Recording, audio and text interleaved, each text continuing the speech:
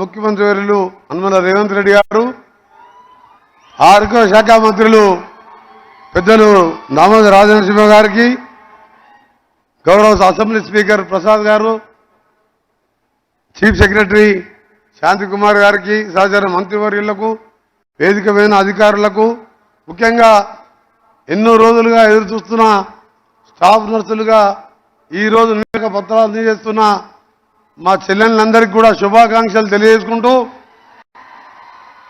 కోరుకున్న తెలంగాణలో మనం కోరుకున్నది ముఖ్యంగా నీళ్లు, నిధులు, నియామకాలు అయితే ముందుగా నియామకాల మీద దృష్టి పెట్టి మన ముఖ్యమంత్రి గారికి మీరందరూ కూడా సప్పట్లతో స్వాగతం పలుకుతూ వారికి కృతజ్ఞత తెలియజేస్తూ, ఇది ఆరంభం మాత్రమే.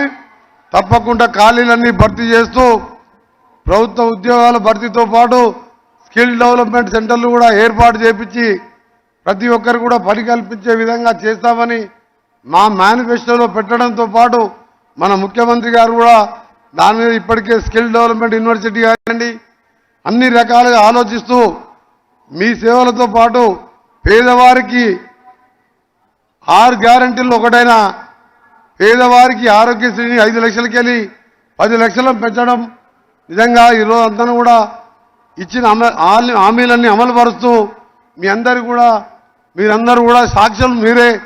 విమర్శలను పట్టించుకోం, సద్విమర్శలు అయితే స్వీకరిస్తాం.